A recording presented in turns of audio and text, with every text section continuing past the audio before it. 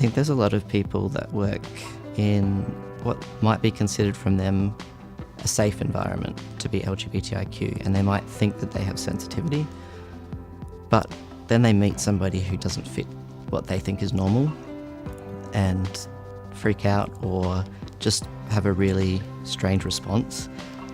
And often when people find out that a person's LGBTIQ, they will automatically say something really inappropriate and then regret it afterwards.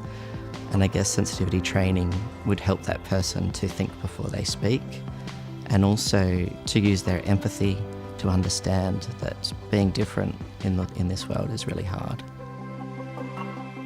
We're in the business of providing good quality services to people, and to do that we've got to understand the people that we're providing the services to, and we've also got to have a workforce that reflects that community that we're serving, and therefore we have to embrace and celebrate diversity as part of that.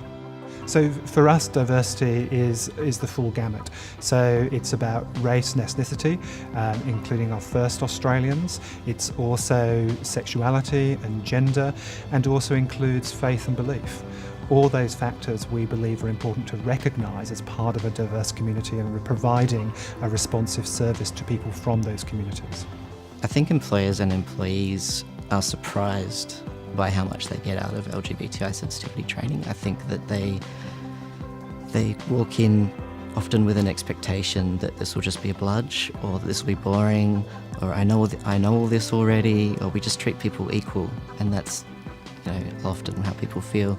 And they walk out realising that they actually have language and communication skills and a sensitivity that they didn't expect. Well, I think it's really important that this has to start from the top of the organisation, and so the chief executive has to be absolutely on board, because in my experience, if that commitment's not there, it's very difficult for staff to actually believe that the organisation genuinely is concerned about it, and if staff don't believe it's authentic, then our clients won't either. So it needs to be embedded in policies and procedures, in intake forms, in your physical environment, in your bullying and harassment procedure. It needs to explicitly state that homophobic and transphobic bullying will not be tolerated. There are many different strategies. Leadership needs to be behind it as well to provide resources for change. Part of being successful around diversity is to ensure that you're creating a workplace, a work setting that is inclusive and where people can feel themselves and be themselves. And if people are being themselves, then that allows them to actually get on and do the job that you're employing them to do, again, in an authentic way.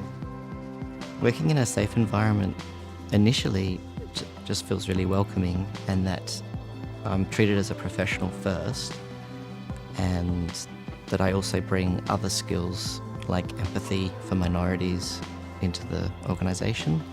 It also means that I work well in a team environment, because I can work with almost anyone. And diversity and celebration of diversity is really important to me. At the end of the day, having a diverse workforce just means you've got a lot of different thoughts and ideas around the table. And if that workforce is diverse, working with diverse clients, then our improvements, our quality gains are that much better. An inclusive organisation is just a no-brainer. It's good for everybody. It's good for clients, it's good for staff, it's good for business, it's good for communities. It's just good for everyone.